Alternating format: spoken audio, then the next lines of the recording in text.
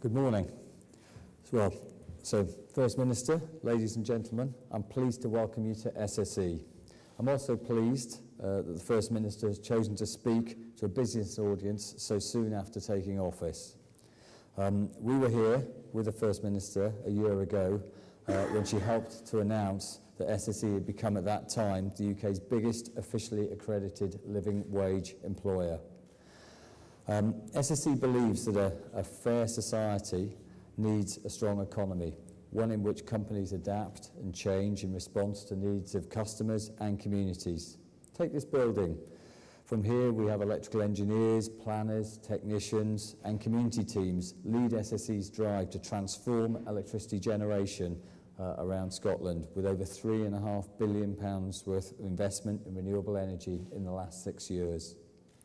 And the space in which we're all sitting today is our garage for electric vehicles, providing a high-speed charging service for the early adopters who own electric cars in Glasgow and the surrounding areas. The energy industry as a whole is responding to the challenge of climate change, and we all have a responsibility to do what we can to tackle carbon emissions. And that responsibility lies within a wider set of responsibilities that I believe the business community must live up to. Quite simply, we need to earn the right to be commercially successful. That means companies shouldn't simply make a profit, they should earn a profit. Scotland needs successful businesses, and it needs more of them.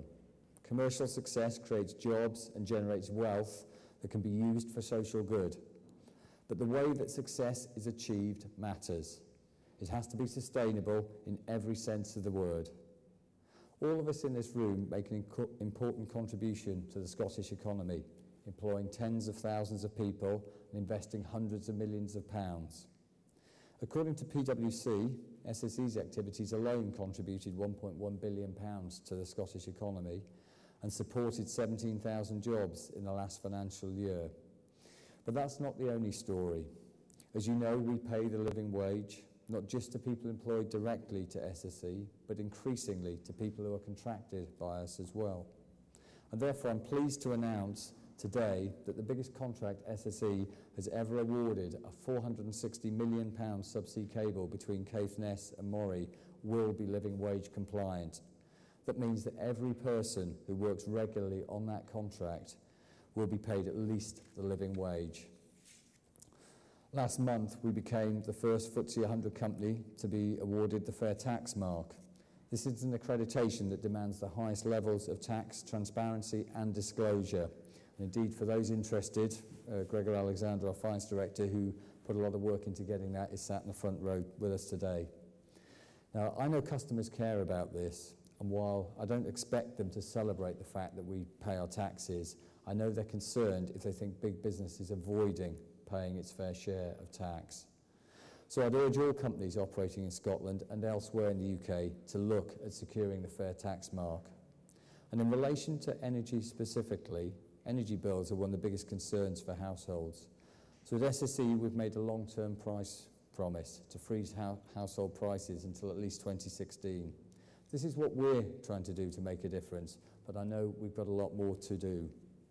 We believe businesses need to raise standards continually and disclose impacts so customers and other stakeholders can be assured that commercial success is being generated in a responsible and sustainable way. That means businesses should work together to support meaningful standards like the Fair Tax mark and the living wage. These benchmarks help demonstrate that companies are doing the right things. Doing the right things means that doing the right things means the long-term interests of investors are looked after as well. And I believe that that's good for business and it's good for customers and communities too. I'd now like to invite the First Minister to give her perspective on how the government she leads will work with business to achieve the shared goal of a more prosperous and fairer society.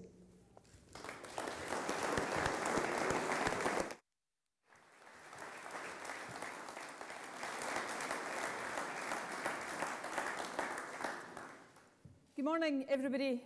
Thank you very much indeed, Alistair, for that introduction, and a big thank you to both yourself and to SSE for hosting this event this morning.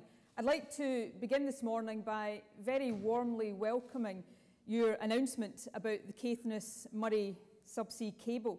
There's absolutely no doubt whatsoever that it's an enormously important project in its own right. The cable will be more than 100 miles long, and it will enable offshore wind, wave and tidal power from the north of Scotland to power homes and businesses across the entire country. So it's a big and vital project in its own right. But I'm also delighted that everybody working on the cable is going to be paid the living wage. Indeed, I would suggest that this is a very good example of the sort of project and the sort of economy that we want to encourage. One where world-leading industries, in this case renewables, are supported by modern infrastructure and where the benefits of growth are shared widely amongst people and across different geographical regions. It's therefore a highly appropriate way of introducing this, my very first speech to the business community as First Minister. And since this is my first opportunity to address a business audience, let me say something very directly about September's referendum. To be frank, I know there are many of you here today who advocated a no vote in the referendum, and I want you to know that I respect that. Of course, I'm disappointed that my colleagues and I were not able to persuade you, and you can rest assured I will keep trying. But I do recognise that your position was based on a sincere reflection of your views. And I also know that you have the highest ambitions for our country, just as I do.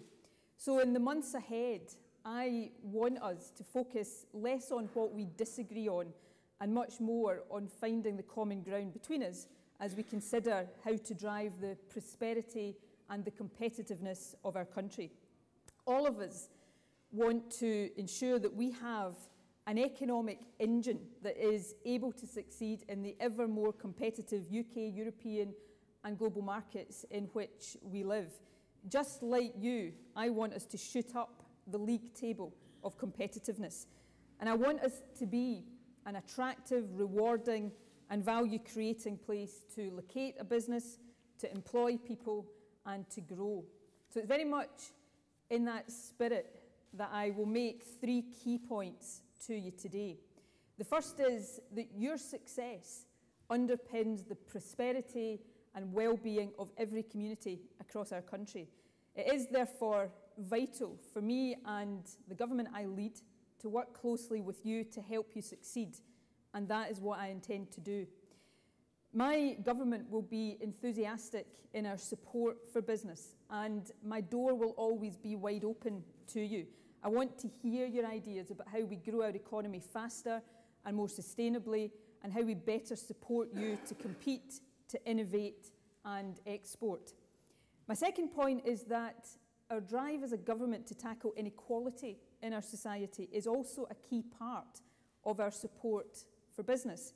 We believe, in common with many economists across the world, that equality and cohesion are good for growth as well as good for individuals. And my third point reinforces my first. Creating greater prosperity and fairness isn't something that any government can do alone. It has to be a shared national endeavour, and I'm asking you to be part of that. I want today to open up an ongoing dialogue with you about our shared ambitions and how we achieve those ambitions. It's one that I'm keen we will continue and build on at many future events, starting, of course, with next week's National Economic Forum. And as we consider what more we can do together to be more competitive, we do have the advantage of knowing that we build on strong foundations. The powers that we have, we use well. An important point, I think, in the context of the debate about additional powers for our Parliament. We have established the most competitive business taxation regime in the UK. Our package of rates relief will be worth more than £600 million next year to companies right across the country. The small business bonus will help almost 100,000 of our smallest enterprises. We've also taken targeted steps, often in partnership with industry, trade unions, our cities and others, to protect capital spending, promote exports, boost innovation, improve skills and create job opportunities, especially for young women and for young people and for women. And the evidence shows that we have made progress despite the exceptionally tough economic climate of recent years. The economy has performed strongly this year. Output has now surpassed pre-recession levels. Figures published just last month show that the total number of registered businesses in Scotland is now at a record level. Our exports have increased by almost a third since 2007. Our inward investment is at a 16-year high. And whereas back in 2007, Scottish productivity was 6% lower than in the rest of the UK, it is today slightly higher. In the past 6 years, business, research and development spending in Scotland, which has been a long-standing area of weakness for us, has increased by 29%. In the rest of the UK, it has increased by just 3%. We've also got lower unemployment, higher employment, and a higher economic activity rate than the rest of the UK. So there is much to be very positive about, but we also still face some significant long-term challenges. So we need to do more. I think we need to do much more. Today, I am announcing that I intend to strengthen the role of the Scottish Government's Council of Economic Advisers to ensure that my government has access to the best possible advice as we develop new policies to grow our economy. I'm delighted to confirm that the Council will continue to be chaired by Crawford Beveridge and that it will continue to benefit from the world-leading expertise of Professor Joseph Stiglitz. In future, I want the Council to focus more keenly on two key, and I would argue related, challenges. Firstly, on how we enhance our competitiveness. That will involve, first and foremost, looking at how we use our existing powers to make our economy more competitive, but also at what we could do with any additional powers that come our way. Of course, a key part of this debate will always be about how we compete with London. And in looking at that, we need to recognise both the great economic value of London and the benefits to our business and economy that come from our proximity to it, as well as the significant challenges that it sometimes poses. London has a centrifugal pull on talent, investment and business from the rest of Europe and the world. Now, that brings benefits to the broader UK economy. But as we know, that same centrifugal pull is felt by the rest of us across the UK, often to our detriment. The challenge, therefore, for all of us is how to balance this in our best interest, not by engaging in a race to the bottom, but by using our powers to create long-term comparative advantage and genuine economic value. And this is where our policy ideas must stretch further than they perhaps have in the past. And I will look to the Council of Economic Advisers to both advise and challenge us in that regard. The second big and related challenge I want the Council to focus on is how we better align the objective of economic growth with the need to tackle inequality. To support this focus, I've asked Sir Harry Burns to join the Council, and I'm delighted that he has agreed. Sir Harry, who's with us this morning, was the Scottish Government's Chief Medical Officer and is now Professor of Global Public Health at Strathclyde University. I know that working with Professor Stiglitz and other members, Harry will bring a valuable perspective to the work of the Council. The Council's focus on competitiveness and equality reflects the fact that these are crucial areas if Scotland is to build on the progress we've made in recent years and face up to the challenges that lie ahead. And there are challenges that lie ahead of us. After all, our productivity may now be a bit higher than in the rest of the UK, and that is positive, but it's still 13% below Sweden and 20% below Germany. Youth unemployment is 18.5%, more than any of us can ever be comfortable with. Many people in work are underemployed. They want to work more hours than they're able to. Pressure on wages is hitting the living standards of many working households. We're also likely to continue to face headwinds, something highlighted in the Scottish Government's State of the Economy report, which we're publishing today. The Prime Minister recently claimed that red warning lights are once again flashing on the dashboard of the global economy. The recovery in key export markets, including Europe, is still weaker than hoped, and there are several international issues which could escalate further, such as the situation in Ukraine and the Ebola epidemic. However, although these issues have caused many organisations to revise output forecasts slightly, bodies such as the IMF and the OECD still expect global growth to accelerate next year. So while there are still challenges and risks, it is clear that the recovery is continuing and that the world economy is on more solid ground. And that's why I am optimistic, but certainly not complacent about future prospects. I do worry slightly that the Prime Minister's remarks may have been an attempt to manage expectations in advance of Wednesday's autumn statement. It is widely anticipated that the OBR will revise its fiscal forecasts on Wednesday, and these revisions could be used to justify further spending cuts. I believe that any such move would be misguided. We all know that budgets must be kept under control and the deficit and debt reduced, but badly targeted austerity has failed already to bring down the deficit in the way that the UK government predicted. The budget deficit for the year to date is almost £4 billion higher than it was last year. A key reason is that income tax revenues are on course to be £11 billion lower than expected. And that's a good indication of how low wages and underemployment don't just harm individuals, they have a much greater social and economic impact as well.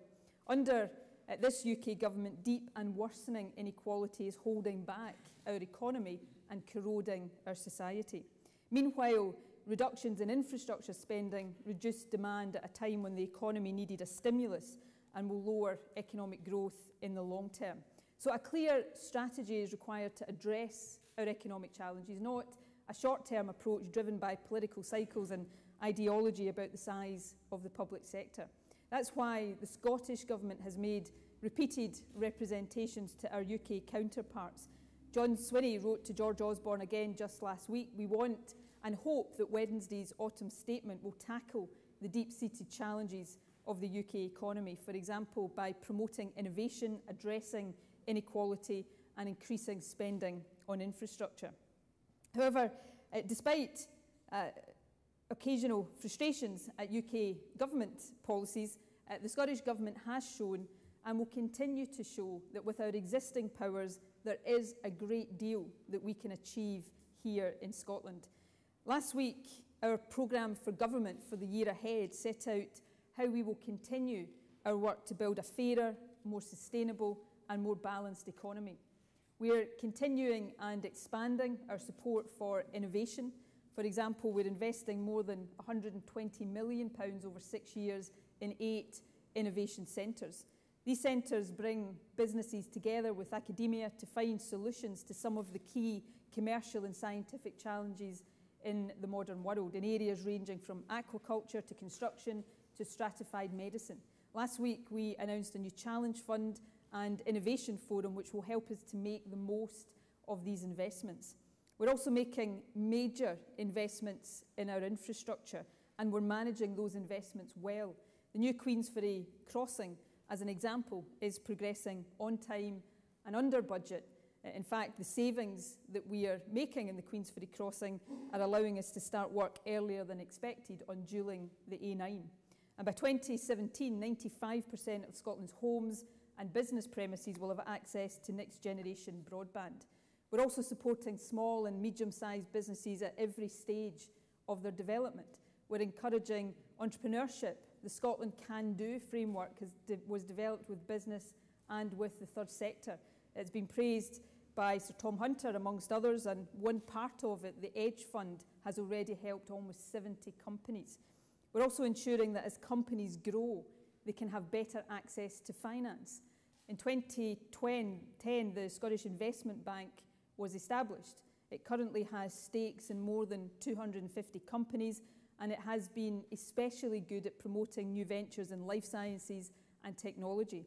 But we know that many medium-sized companies with growth potential across a range of sectors of the economy still face difficulty in getting access to finance. The Breeden Review estimated that this represented a finance gap in Scotland of more than £1 billion a year, a view reiterated earlier this year by Scottish Financial Enterprise. That's why last week we announced plans for a new Scottish Business Development Bank. It will seek to help ambitious businesses to secure the funding they need. And as we help Scottish companies to innovate and to grow, we want to encourage them to export and expand overseas. In the last 7 years, Scottish Government ministers have led more than 60 international visits to promote trade. SDI has opened new international offices in locations like China, India, Norway, Brazil. Last year, it supported more than 2,500 Scottish companies with their ambitions to internationalise. There are, I think, 2 points I want to make about that. The first is that during this year, thanks to the Commonwealth Games, the Ryder Cup, the Year of Homecoming, Scotland has been in the global spotlight like never before. 700,000 people attended Commonwealth Games events. A third of them came from outside Scotland. We have received a huge amount of international attention, and it's virtually all been positive. So that gives us a golden opportunity to promote Scottish businesses and Scottish products, and it's one that this government intends to seize. But there's a second very serious point. Our largest international export market by far is the European Union. More than 300,000 jobs in Scotland are associated with exports to the EU. There are real dangers that the UK government's short-term tactics on Europe could lead to a British exit in 2017. We believe that that would be massively damaging to our interests and indeed to those of the rest of the UK. And so a further way in which we will support business is to make a positive case for the European Union. We'll argue at every opportunity for the social and economic benefits that membership brings. And in all of this support, we're aiming to create a stronger, fairer and more resilient economy that supports a better balance of growth. We want growth that is evenly distributed across different regions, whose benefits are widely shared and which enhances our genuine long-term competitiveness, in particular against London and the southeast of England. And that is why equality and social justice are such an important part of our vision for a strong economy. Mark Carney spoke earlier this summer at the conference on inclusive capitalism. He highlighted the growing evidence that relative equality is good for growth, and it's also an important factor in people's happiness and well-being. IMF research, which has looked at 173 countries over 50 years, has shown that more unequal countries tend to have lower and less durable growth. And the point is that all of these authorities are saying the same thing, and that is that equality and prosperity should not be seen as enemies of each other, but as partners. One reinforces the other. I believe that's true for individual businesses, something I'll come back to talk about in a moment, but it's certainly true for the economy as a whole. Low incomes reduce aggregate demand, they restrict tax revenues needed for investment in infrastructure and education. Unequal economies are less resilient, they're more likely to depend on borrowing and credit. And it's basic common sense that as a society we will do better if we can benefit from the skill, talent and innovation of all of our people. That's why we are committed to enabling everyone to participate fully in the workforce, especially groups that are currently underrepresented in the workforce. Businesses, trade unions, local government and the third sector were all part of our Women's Employment Summit just over 2 years ago. Since then, the gap in Scotland between male and female employment rates has reduced from 9 percentage points to 5.4 percentage points. Across the UK, the gap's almost 10%. So we've made progress, but we want to do even better. After all, the gap is significantly smaller in countries like Sweden and Norway. and 57% of women in employment in Scotland are in lower skilled occupations compared to just 37% of men. I was very positively struck by the plans the CBI published last month to build a better off Britain. Its very first proposal was a major expansion of childcare from the age of 1 onwards to bridge the gap between maternity leave ending and preschool provision starting when children reach 3 years old. It was a clear recognition that the gap in support doesn't just prevent parents, primarily mothers, from returning to work, it also deprives businesses of skilled and experienced workers. Amongst other things, this has a significant impact on government revenues.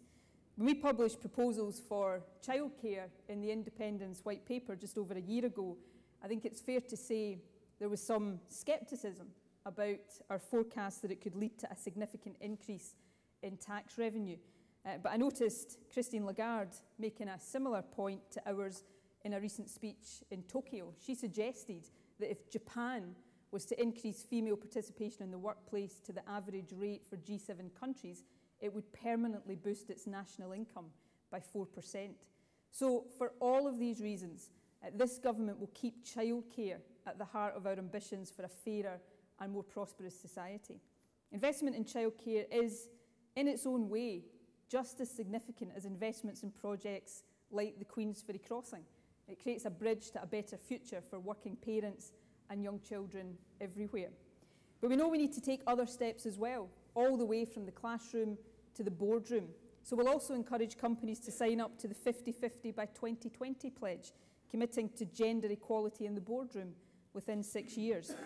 The government, I'm proud to say, has already made a start. We've become one of only 3 cabinets in the industrialised world to have a 50-50 gender balance, a move that was hailed by the UN last week as an example for others to emulate. We'll also encourage female entrepreneurship. Our action framework for women in enterprise is, at the moment, the only one of its kind in the EU. And we want to take more action to encourage more gender balance across occupations.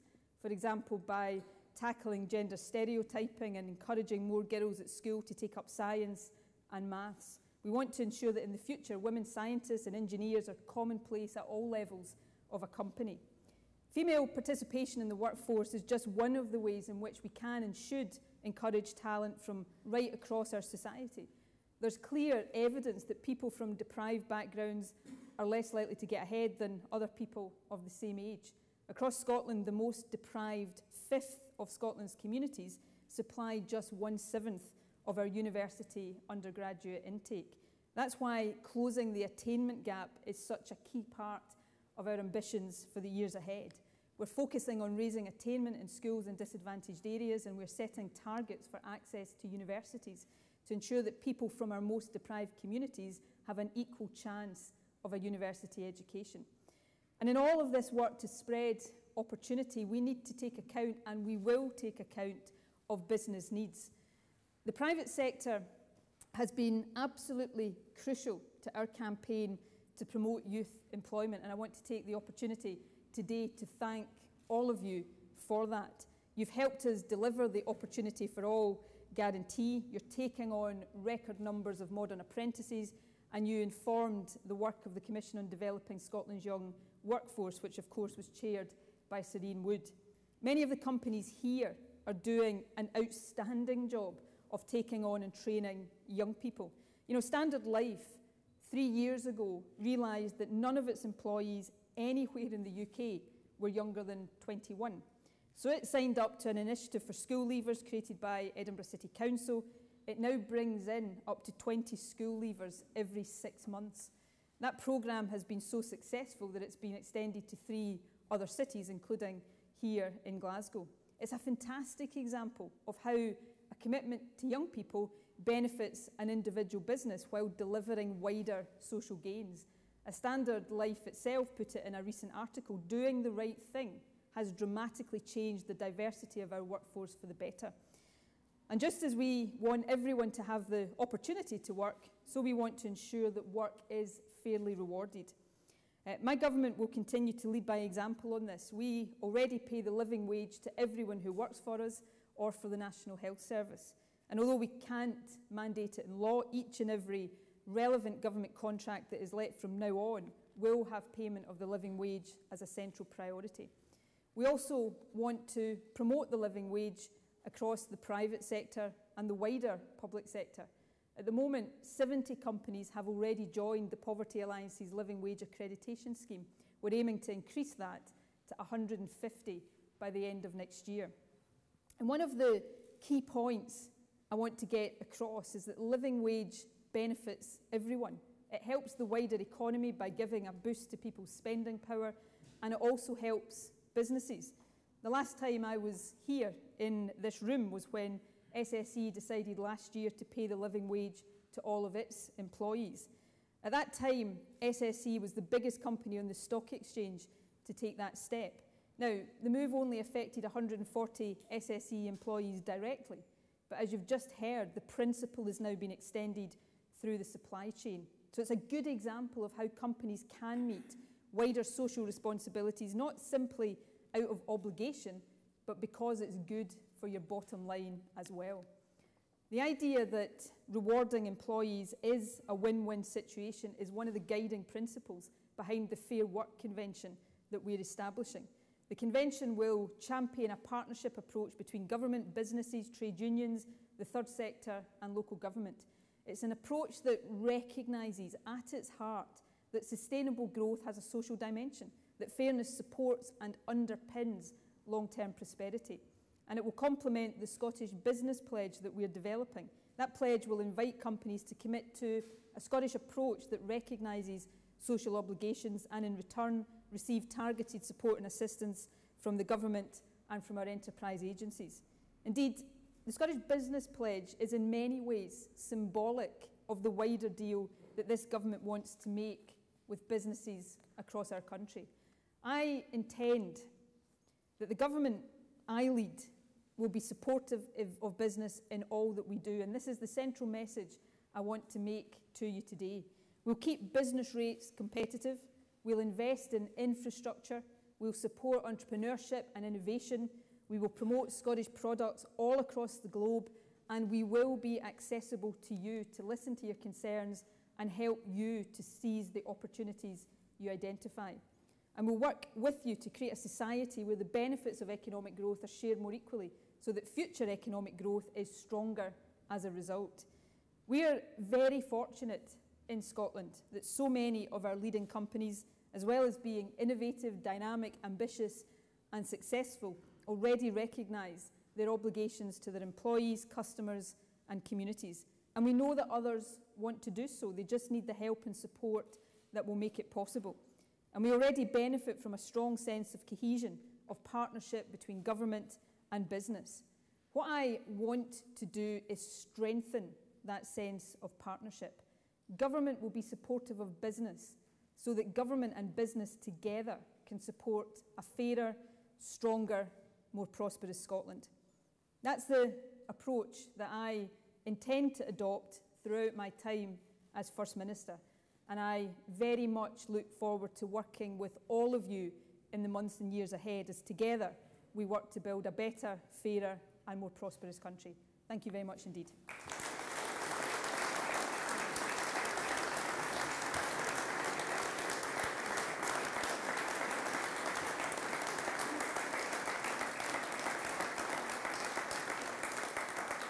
I am now more than happy to take some questions from the assembled audience.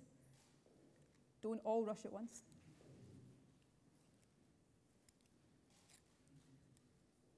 Anton. Minister, I'm delighted under your words on childcare because you think that will make a huge difference in the field of participation. One of the biggest negative impacts on inequality is from inequality across generations. It's that intergenerational inequality. Could you expand on the sort of investments that you might want to make around early years education and early years health? Because I do think that that is the biggest area of long-term investment in terms of long-term prosperity. I am a great believer in the fact that there are lots of short-term initiatives we can take to reduce the impact of poverty, but if we're going to make a big, longer-term intergenerational difference to the cycle of deprivation, we have to start in the early years. So childcare, firstly, is of course beneficial to allowing parents, mothers in particular, to get back to work. But its primary purpose is to give young people the best start in life. So high quality early education and childcare is vital in that respect. We've already invested considerably in increasing provision of childcare, so we are now providing childcare of 600 hours a year to all 3- and 4-year-olds and to an increasing number of 2-year-olds in our most disadvantaged communities, again with that focus on getting in early to tackle disadvantage. We'll up the number of 2-year-olds from next year, and I now want us to start planning for a significant expansion of the number of hours of early childcare. It's not going to be easy. You cannot make that difference overnight. It takes significant planning and investment, but it's an investment that will reap rewards in the years to come. Around the broader agenda of early education and early childhood health, obviously Harry, who has agreed to join the Council of Economic Advisers, has a great deal of expertise and a great deal of insight to bring to this. We are, I think, in Scotland, although I'm probably slightly biased here, but nevertheless I think this is an objective view. I think when it comes to early intervention, we are doing already some world-leading work. Our early years collaborative, looking right across government and different sectors about how together we tackle early years and make improvements in the early years, I think is really important. So it's one of these areas of policy that for a politician it's always too easy to overlook, because you don't deliver the benefits in a 4-year or 5-year electoral cycle. But it is an area where if we're going to make the difference in the longer term, we must invest, and we must invest not just our money, but our commitment and our energy as well. And I hope this government will be judged positively in that regard. Yes. I'd like to highly endorse your initiative for 50-50 by 2020 for women in the boardroom. And I can see how the early years provision really will feed into that. What other steps are you taking to make that happen? Because really we're only talking 5 years. That's a big, big step to take in 5 years. It is a big step to take, although the good news is we are making progress. So if I look at gender representation on public boards, it is improving. Arguably it should be improving faster.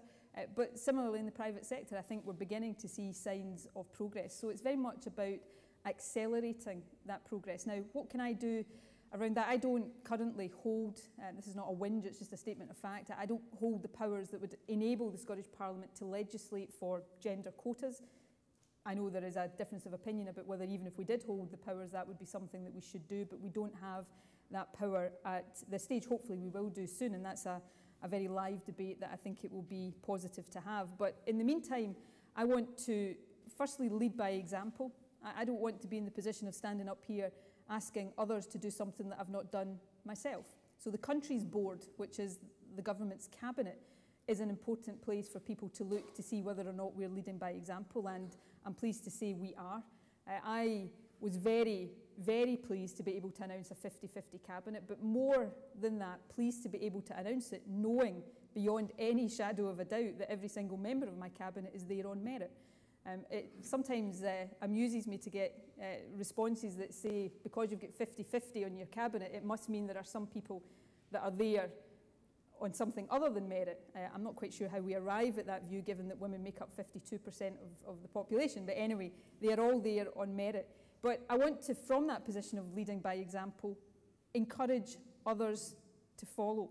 Now, I've said that I'm going to, early in the new year, launch an initiative, which is a partnership pledge initiative, where I will invite, I cannot compel, but I will invite companies, public sector organisations, third sector organisations to sign up to the 50-50 by 2020 ambition. Now, I appreciate that all organisations will face challenges in trying to make that step in the timescale that we're talking about. But where there is a will, there is usually a way. So the first thing is let us come together and articulate and establish the will, and then we can work together to make sure we can achieve it. Yes?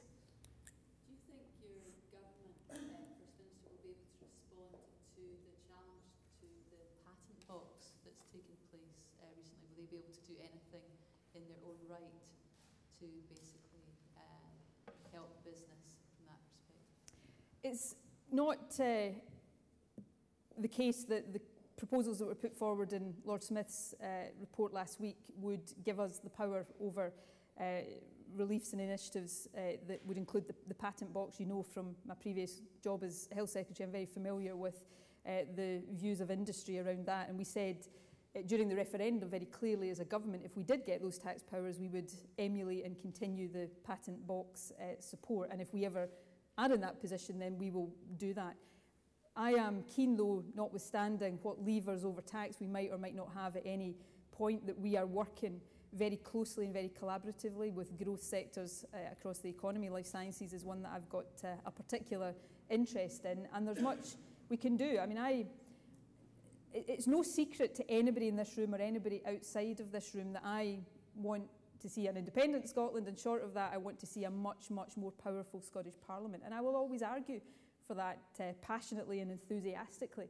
But what I've also been very, very keen to say since becoming First Minister is that that will not divert me from using the powers I do have at any given time to best effect. And whether that's in support for life sciences or any other sector of the economy, I think that's a very important message for me to get across today.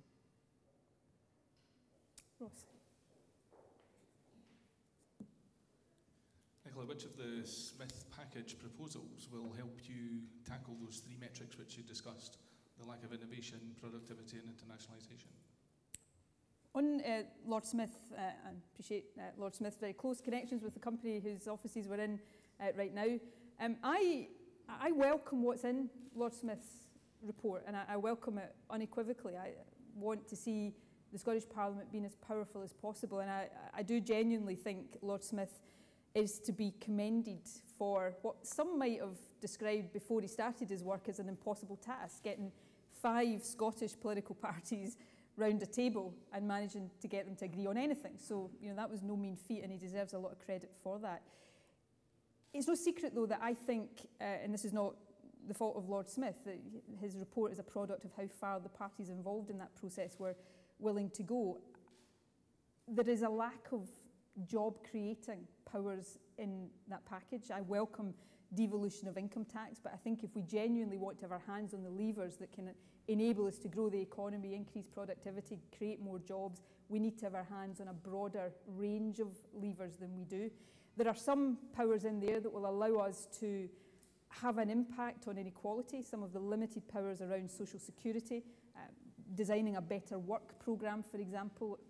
I very much look forward to the opportunity to do that, but I think more wholesale devolution of social security powers would have enhanced our ability to do that. There's other proposals, the ability to get rid of air passenger duty. I think it's a very positive one.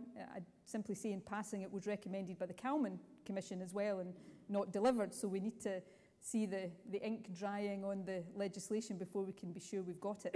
So basically, I will use all of these powers, we will use all of these powers as best we can. But we'll continue to argue not to have powers for their own sake, but to have the powers we need to make the difference that we want to make. Yes? First Minister, we hear a lot about corporate responsibility. We're all very familiar with that, but it seems to me that increasingly companies are becoming involved in something called social purpose, with where rather than simply donating towards causes, they're investing with the intention of further down the line earning profit. And an example would be companies like Unilever investing in the provision of toilets in underdeveloped countries with the intention of selling more domestics at some point further in the future. But it does seem to me that that kind of social purpose is to be supported, because it does seem to me that it sits quite well with your equality and prosperity agenda. Yeah, I would generally be supportive of that approach, assuming we're not, looking at exploitative or unethical practices in there. There is nothing wrong with companies seeking to make profit. It's what they're in the business of doing. And I would encourage generally this idea that social progress, for want of a better expression, social progress is something that is in the interests of businesses and in the interests of the wider economy. And that's very much the the message that is at the heart of everything I'm saying to you today. The government I'm part of will take a very strongly pro-business approach to the work that we do, but we also want to encourage a contract, a concord, a partnership between government and business to try to advance some of the social objectives we've set. I think that is relevant in the Scottish context. I think there is a wider relevance in the global context as well. David. Yes, First Minister, very much welcome your pledge to work with business, and obviously we at the IOD will be delighted to do anything we can to take part in that. I suppose one of our members' obvious concerns is the level of income tax, which obviously varies with the Scotland Act and then again with the proposals in the Smith Commission. And I think it's fair to say that quite a number of business people are quite worried about that, and particularly not just the potential effect of constant talk of raising Scottish levels of income tax, not just in individuals but in the future economy. And I'm just intrigued to know what your view is, whereas some other parties already stated that all they can see is raising it. That just seems not really beneficial to the economy. Part of the problem, I think, thus far in terms of the income tax powers that the Scottish Parliament has and will get next year is that they're very limited and are blunt instruments. So right now we've got the ability to raise or lower the basic rate of income tax by 3 pence. You know, that would not be a progressive way of making changes to the tax system. The powers that are coming as part of the 2012 Scotland Act would allow you to raise the basic and the top rate, but you would have to do it as one. You couldn't raise one without, or lower one without raising or lowering the other. So what I argue for is maximum ability to decide your tax policy in a balanced way. I do not advocate increasing taxes for the sake of increasing taxes. You'll be relieved to know. I do believe, particularly in a time of economic difficulty, we need to come together to share the pain of dealing with economic difficulty. It's why I've said if I was taking the decision right now, which I don't have the power to do, I would not have reduced the 50 pence top tax rate, because I think in the circumstances we live in, then it is right that everybody pays their fair share according to their ability to do that. But we always have to look at tax decisions in the light of prevailing circumstances, economic and otherwise, and that's what my government will do with the tax powers we've got. What I want to avoid, though, and unfortunately I think the Smith Commission proposals make it more difficult to avoid this, is a debate on tax that is simply focused on one tax. I think having responsibility for a broad basket of taxation allows you to ensure that you've got a balanced approach. But in all of these decisions that we take now or in the future, I want, and this doesn't just apply to business, it applies to our trade unions, our third sector, the community at large, I want us to develop as collaborative an approach to policy making as it's possible to do, recognising that the buck always stops with government in terms of the final decisions. So Adine and then David. Can I perhaps start by saying I think everyone in the room will be keen to congratulate you on your elevation, First Minister. I'm keen too to thank you that one of your first meetings was here with the business community. That's very important to us. I think you're right that business tended not to be involved in the referendum debate. Even those that found themselves involved, it was very often the reportage of their risk registers more than anything else, rather than political involvement. Your whole theme today has been about balance, and what I would like to ask you is, there's a debate which I think has been put on hold during the referendum, which was the debate about austerity and about how one balances income and expenditure accounts.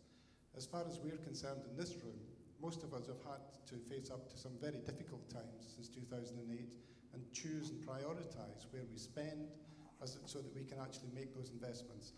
And I hear what you're saying, that you intend to be seeking to build the business community and to build jobs and employment, through helping out business.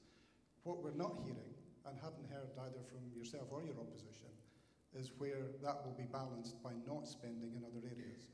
It seems that there is a belief that somehow or other income and expenditure will always be in balance. Now, I think what we're looking for is when will that debate be rejoined in terms of how we actually balance out what government spends with what government is able to do in order to stimulate the economy. Okay, that's a fair, a legitimate question. I guess though what I would point to in the first instance around this is, albeit because we have a legal obligation to do so, but nevertheless that shouldn't take away from the discipline in achieving it, The Scottish Government does balance what it has in income with what it spends every single year. We have to produce a balanced budget. So the process of prioritising where we want to spend money, and therefore by definition where we can't spend money, is a part and parcel of our budgetary process every year. There is no escaping those decisions for the Scottish Government. So right now we are at the relatively early stages of our budget process for 2015-16. That budget has been produced to the Scottish Parliament. It's now part of the legislative process, subject to scrutiny by Parliament, subject to views from those outside of Parliament. So you can look at our spending plans, you can agree or disagree with the areas of priority we've chosen, but there is no getting away from the fact that that is a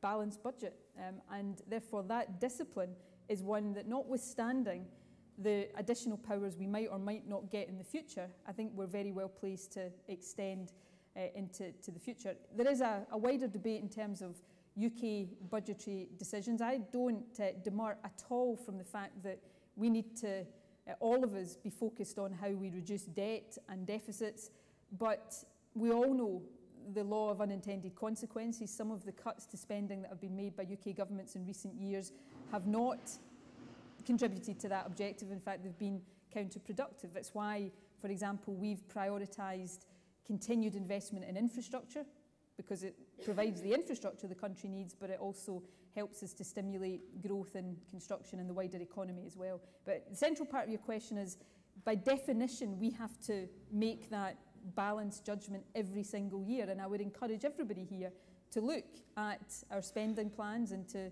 make your suggestions, as I'm sure many of you already have, about how we change them to better reflect the objectives we set as a country. Sorry, I had David. Yeah.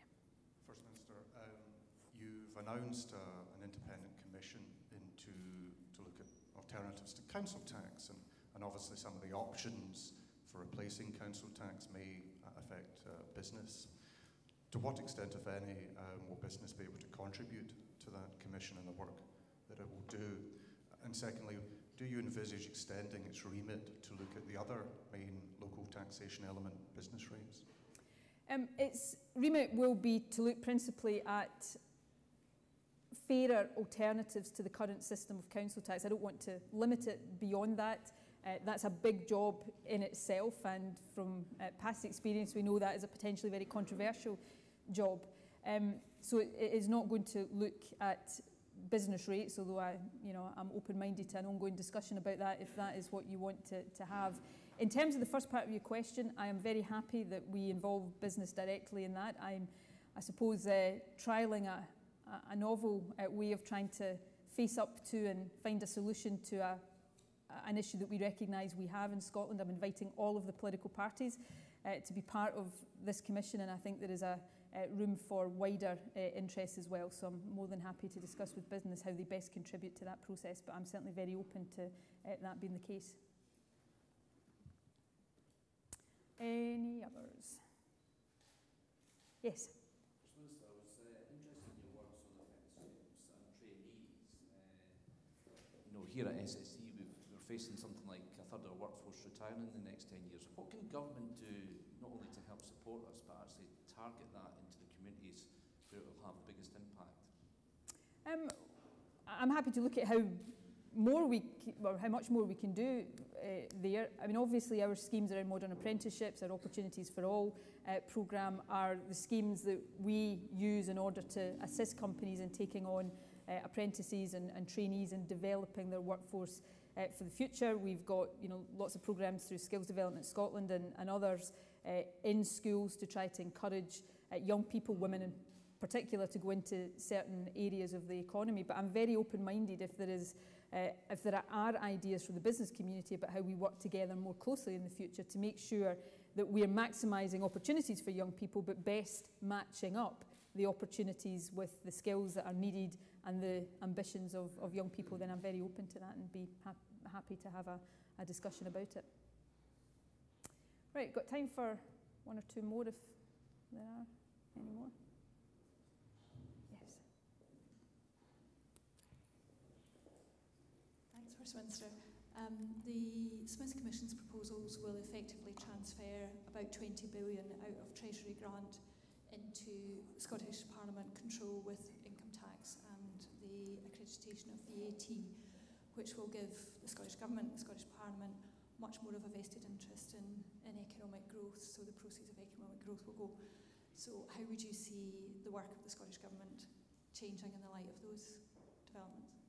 Well, I think as we gain more powers, or as the debate gathers pace about us gaining more powers, there is a need for an ongoing consideration within government, as well as a debate between government and the wider Scottish community about how we use those powers. And I'm sure as the debate develops between now and the general election, and from the general election till afterwards, that debate will intensify. I've already got a number of ideas about how, albeit the limited powers in the Smith Commission, should be used, and I've mentioned some of them already today, around the work programme, around APD, around better support for people with disabilities to try to support them into work where that is possible. I think the other thing that the other issue it raises for the Scottish Government over time is how we ensure that we are taking decisions on the basis of the best possible expert advice and information about economic trends and developments, and how we ensure proper scrutiny of Scottish Government forecasts, and how we are going about taking decisions on the basis of income tax forecasts. So there's a definite issue there in terms of strengthening the role of the Fiscal Commission that we've set up to oversee the limited tax powers we've got already. So there's a whole range of ways in which the work we do has to develop and keep pace with the powers that we get. Underneath all of that, there will inevitably be some at times very vexed discussions with the UK Treasury about the reductions to our block grant that comes with devolution of powers. One of the proposals is around assignation of VAT revenues. I was in the Isle of Man on Friday, and they of course already have assigned VAT revenues, and I think without putting words into their mouth, I think they were warning us of the need to be vigilant to the flyness, that's my word, not theirs, of the UK Treasury at times in terms of some of how these decisions are taken. So there's a whole range of things that we have to be absolutely on top of as we go forward. But it's a good thing. This is about, we've got a Parliament now that is 15 years old, fairly young institution. It's developed incredibly over that 15-year period. But we've got a lot of development still to do, and this is about a Parliament and a government growing up all the time and taking more powers and demonstrating that it can use those powers well. So yes, challenges, but I think they're very positive challenges for us all collectively to be looking forward to.